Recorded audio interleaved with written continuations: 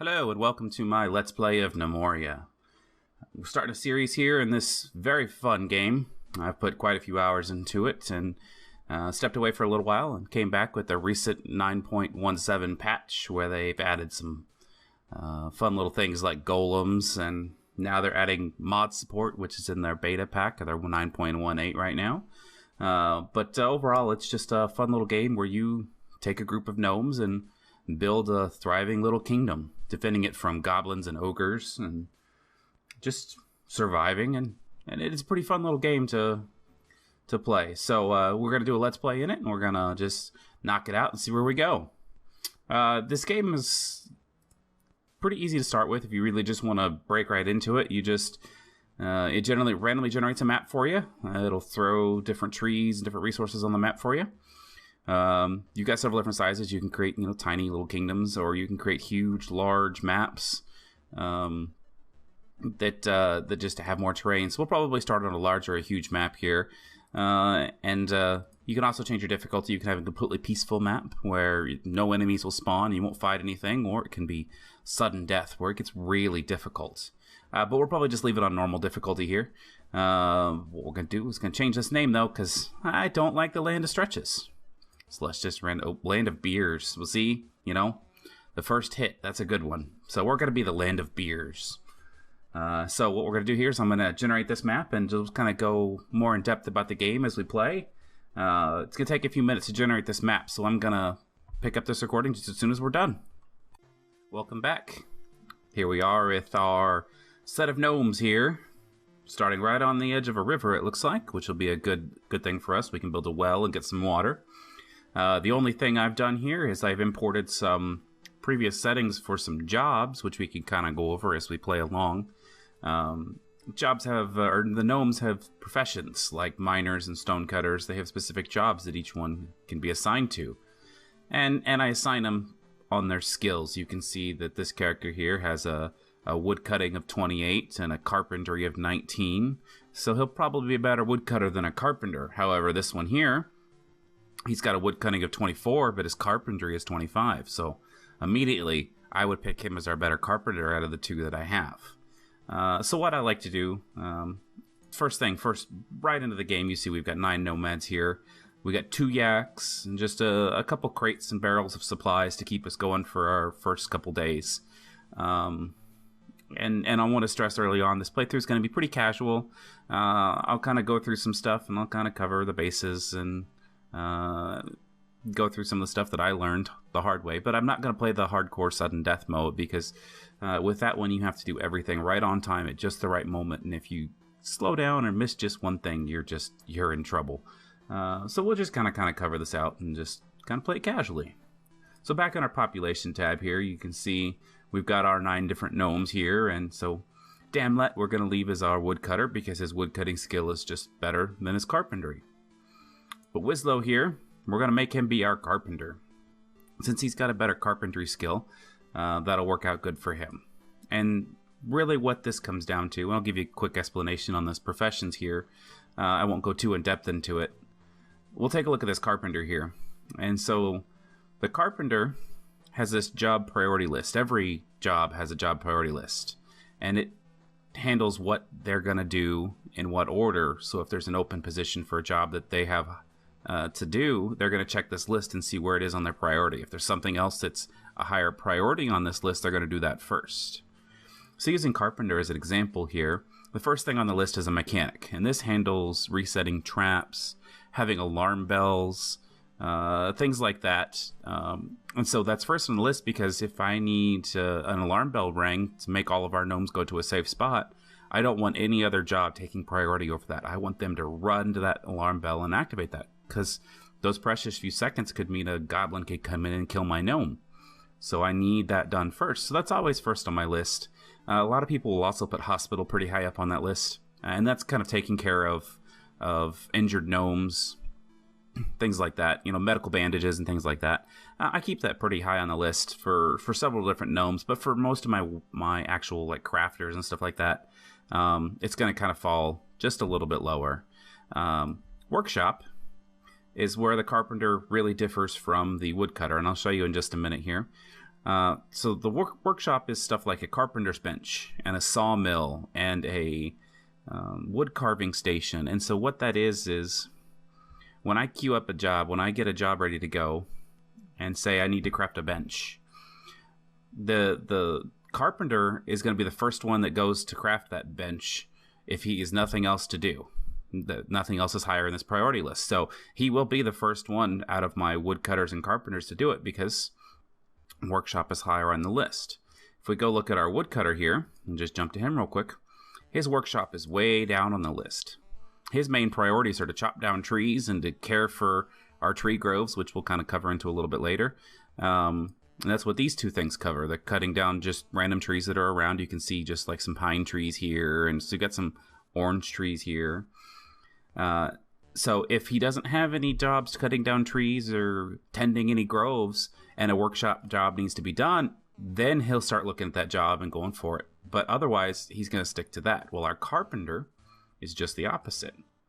Our carpenter is going to work in that workshop first. And when there's no jobs there, then he'll start tending to our groves and cutting down random trees. So in the beginning of the game, you won't see a big difference between these two professions here.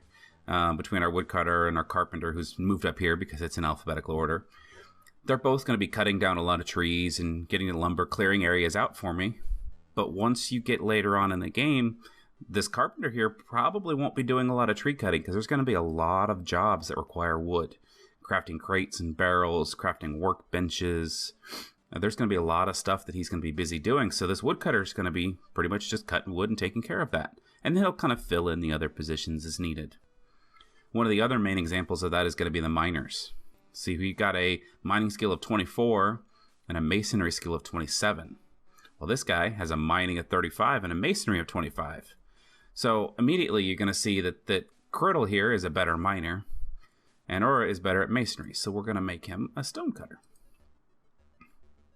And so now we've got a miner and a stonecutter, and it's the same principle. The miner's going to mine walls and dig holes and do stuff like that first, while this one's going to work on the workshops. And when there's no job in a workshop, then they're going to go fill in their other positions. You can get really in depth into your professions and have very, very specific jobs. One example would be a farmer. Looking at the farmers here, I've got a brewing of 27 and a cooking of 26 versus a brewing of 25 and a cooking of 29. So Tinkalo here, when we scroll down our list, is going to be a farmer and a cook. Since I won't have enough gnomes to have a dedicated cook, or, in this example, a dedicated brewer. Because if we're the land of beer, we have to have beer. So I'll have a dedicated brewer eventually, but at this point, I've got to split the jobs between this person. It'll be a little while before we're cooking and brewing things, so that really won't come up. But I like to set it up early to get it going. So I'm going to take care of just a couple of these other... Take care of those two real quick. These two will eventually be soldiers, and that'll be the full-time job. Right now, since I don't have a training ground, they can't really train, so making soldiers doesn't really help them much. But that'll come up here just as soon as we get some more, we get some stone and we start getting some wheat coming in, things like that. So taking a look here, take a look at our map. See, we start on this little river. We'll zoom out. Just kind of between two little hills. That's what it looks like. Go ahead and go up here. So it looks like we got this little path between two hills. We've got a nice little knoll here, and we got pine trees and some birch trees. We got another little lake here on the edge of the map. Look, we've got this little pathway coming into here. And it looks like we've got a little lake here. So we've got several areas that will kind of help natural terrain barriers for creatures that want to attack us. Coming over here, we've got a couple more large hills and mountainous areas, and a couple other paths coming down through here. So what I'll probably do is I'll probably build us a town. I think I'm going to work on an above ground town here, and I think I'm going to build it here in this big area, and we'll kind of seal off this path coming through here. And we'll kind of seal off these paths coming around the edge here so that nobody can attack me from that side and keep us protected. And then we can still have a wooden path coming across here and build us a little gatehouse, for ins and outs and to protect and defend ourselves. So I think that'll be my plan. But to start with, it's going to be a little while before we see that. You know, we got to get our supplies going, and that's going to take us a little while. So, going back down here, coming over here, we're going to build... Actually, we're going to designate our first farm. It's one of the very first things you want to do is get a wheat farm going. Wheat farms are going to be super important, and you want to get that just going just as fast as you can. Wheat is used to feed your yaks. It's used to make straw beds to begin with until we can get cotton, and we can get a tailor and a weaver and things like that. You're going to have to rely on straw beds, and any bed is better than sleeping on the floor, so it gets pretty important. One of the other things we're going to want to designate is we're going to designate a pasture. And that's going to handle our yaks. Because our yaks need someplace to stay. They need to be safe. And so that one wasn't quite big enough. We'll just kind of stretch it out here a little bit. There we go. There we go. So now it's big enough. You can see here. It's pastured animal 0 of 2. Since none of my yaks have been pastured yet. But they will be once my rancher gets to it. He'll go ahead and pasture these yaks in here. And you can see that the pasture would not go right over this little strawberry plant here. It just didn't like that one. So that's another thing we're going to do is we're going to forage just a few of these plants out of the way because we're going to need to get rid of them so we can plant and take care of things. We're also going to end up cutting down some trees here, so we're just going to queue up a couple tree jobs just to get some pine going for us. Alrighty. So that gets us started there. We need to do a couple stockpiles, and let's just kind of rotate this map here. There we go. See, our gnomes are down here now where they were before. We're going to make a little stockpile here. And this is going to be for all of our food. And we're going to make this little here, and it's going to be for all of our drinks. We're going to make another... Let's see, we're going to have 3... We're going to make another stockpile right here for now. And we'll move stuff around as needed, because eventually I'm going to rebuild all of this. But for now, it's going to be for our wood logs. Because eventually we're going to build a sawmill here in this little spot. And then this will become our wood planks. So what happens is the sawmill will take a wood from this pile here, process it, and it'll output it to this pile here. So this will be planks, which then will be turned into benches and various things like that. So let's go ahead and let's just mine back here in the corner. Ooh. I'm not sure what we're going to run into, so let's just go 25 deep right now. Just go one long tube 25 deep, because I'm not sure what we're going to run into. And then we're just going to remove some ramps here, so this will help prevent access from random creatures. Because without these ramps, they can't get down to this top level, and that's going to be very important for us. So we'll just go ahead and remove all of these ramps in this area. One of the big strategies in Gnomoria is what they call walling in. I like to do a little bit of walling in, but I also like to have one just main gatehouse that, you know, enemies have to go through, our merchants have to go through, that anyone has to use to get into our base. And I like to have just one main entrance. I think it adds just a little bit of fun to it, because in a normal town, you're going to have a wall. You know, there's going to be a lot of open towns, but you look at a lot of different places, they're going to have just, even if it's just a wooden, what they call palisade, you know, it's going to be there.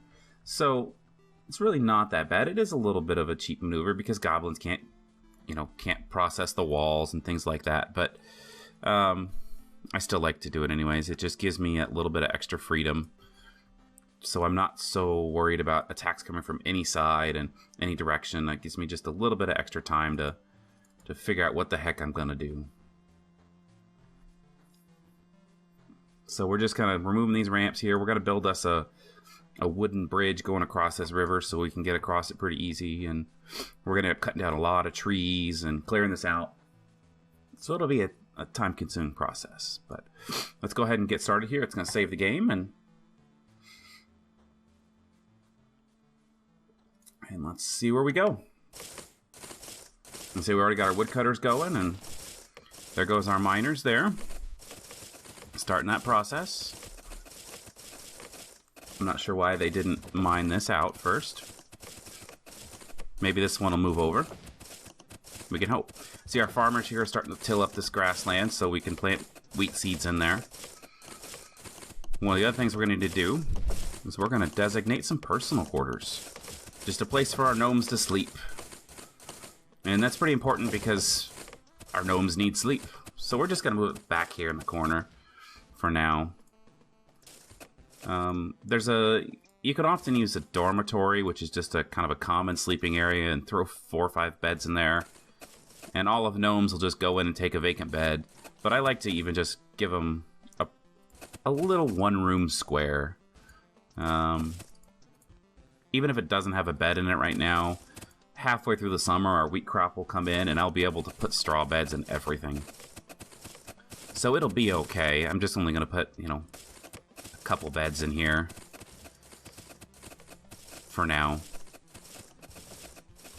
There we go. Ooh, we got some stone. Good, good. We need that. So let's go ahead and build a crude workbench. This will get us started on our processing of wood and other materials so we can start making our crafting benches and things like that. We're going to need to forage some more.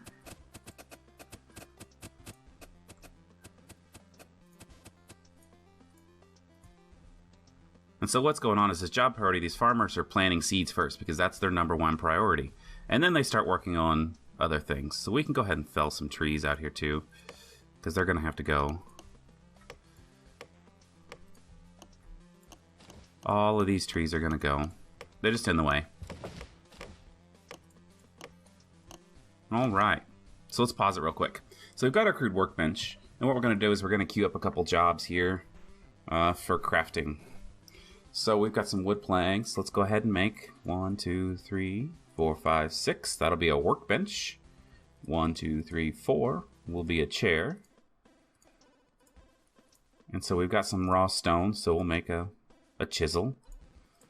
And then we're going to need to do it all over again. 1, 2, 3, 4, 5, 6. 1, 2, 3, 4. Chair, workbench, and a chisel. So we're going to do the same thing over here. We're going to make the same thing. We're going to go 1, 2, 3, 4, 5, 6. 1, 2, 3, 4. Chair, workbench, chisel.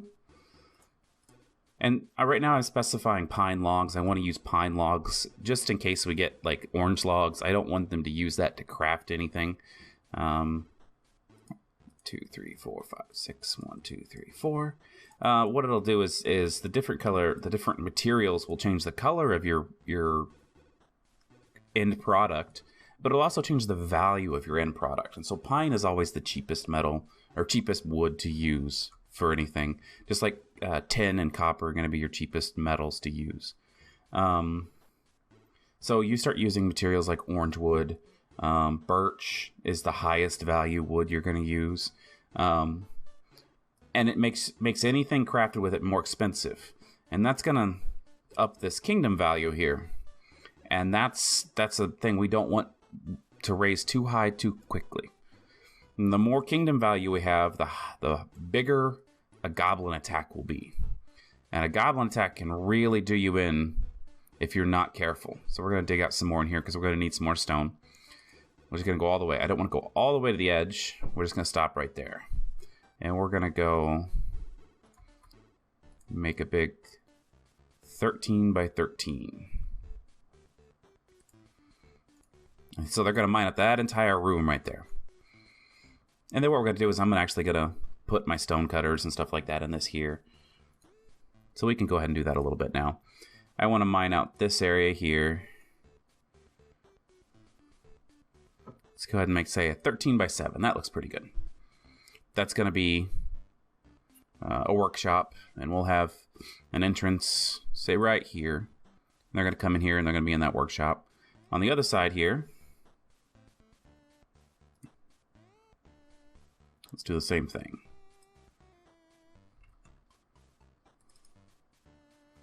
And so what this is going to be is I'm going to put some workshops in here, and there's going to be some storage, things like that. So it'll also get us some wood and stuff like that. But that way, when I build my stone cutters and things like that, I'll actually have an area all just designated for them already.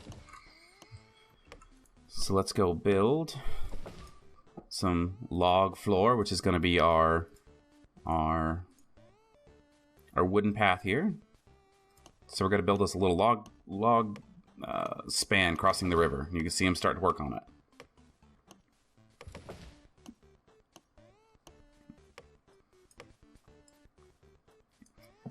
So what we're going to work on here is we're going to end up cutting down all these trees all over here and clearing all this area out when we can.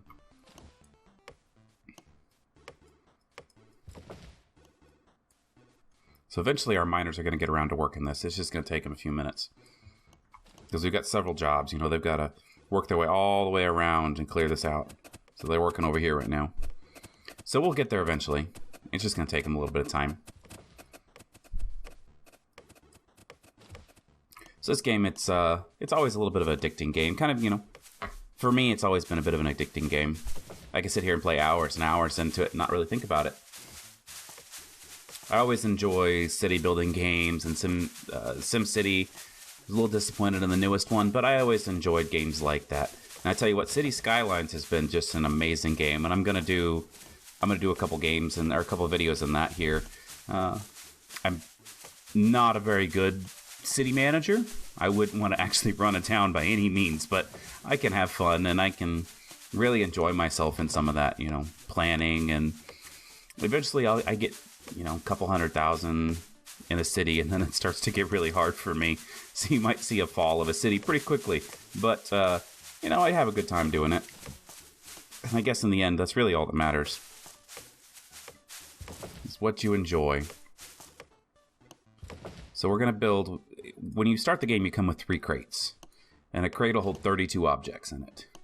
So it increases your storage space without actually, you know, doing a whole lot of extra stuff, without having to designate that extra area. So we add these crates here, and so now more planks can be stored here, and more wood logs can be stored here, and more food can go into here. That's always a good thing. So we got a couple of people running around here. What is this? This is probably our rancher. Yep. So there's no build jobs. There's nothing going on. She doesn't do a whole lot. We can go ahead and maybe have these guys forage out over here, since we're going to need to forage all these plants out anyways. So we'll go ahead and just set this up real quick.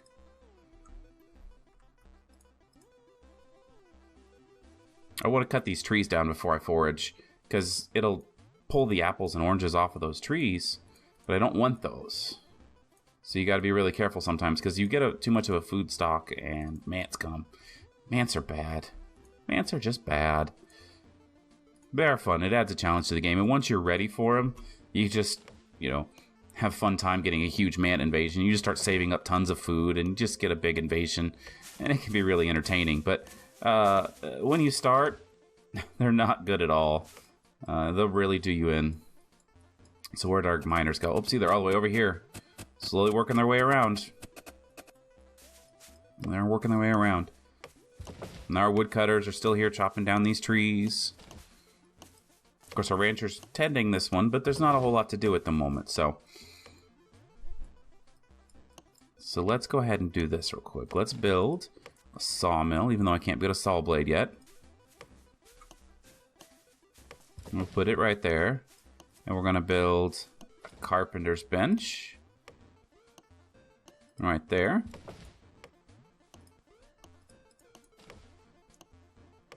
Alrighty. And we're also going to just increase my food stockpile just by a little bit, since we can kind of fill that area in back there. And eventually we're going to stockpile all of this dirt in this room here. If you get too much like dirt and stone and stuff like that that's not stockpiled up, that's just kind of lying on the ground like this, what'll happen is a dirt golem will spawn, or a marble golem, or a metal, you know, any kind of material. I've had wheat golems, and that can really do you in if they just randomly spawns in an area and you're not ready for it. So you got to watch out for that sometimes. So let's build here.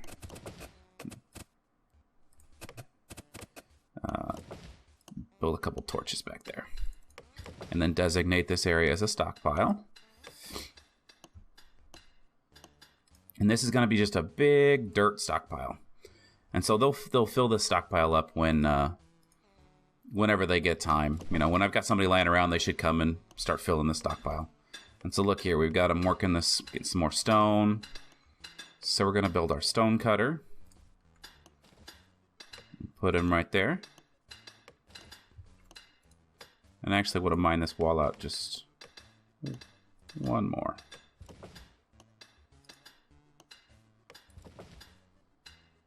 And see this, he's slowly combining all these things together and putting them into piles of dirt. Because each pile can hold up to 32 in it. There it is, 64, I'm sorry, 64. So once you pile all this dirt together, it'll hold more in it. So let's build workshop stone mason next. And so as soon as they're ready here, all right, there's a stone mason. So we're going to do another stockpile designation here. Let's build a couple torches just to fill this area in. So when we do get torches, we'll have some light.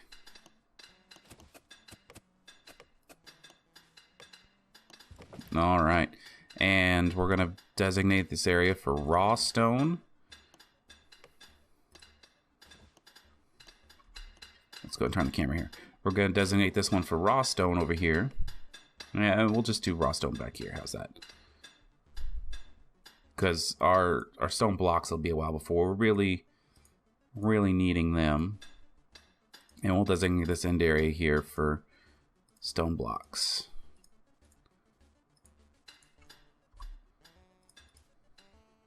So one of the other things I like to do is I like to make sure that I have my priorities set up on my workplaces correctly. So we're going to set this to a priority 4, which means it's going to be 4th in the list. You know, they're going to start at 1 and work their way down the list until it can find something that it can do. So 4th is pretty low, but it's a raw material. So that's taking raw stone and making it into a stone block. So that one's pretty far down on the list, and that's okay. We don't need that one to be high on the list. We're going to throw a torch in here eventually. 1, 2, 3, 4, 5, 6, 7, 6. All right, so that's going to be kind of the middle of the room. A torch will cover a 13 by 13 room.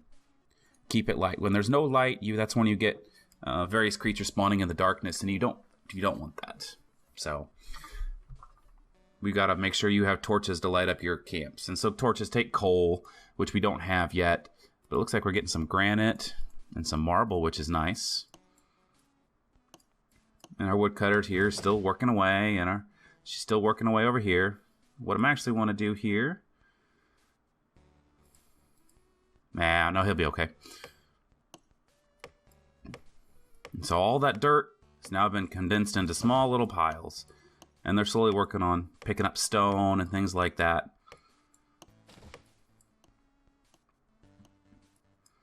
So we're going to end this video here, and I'll pick up on the next episode in just a little bit.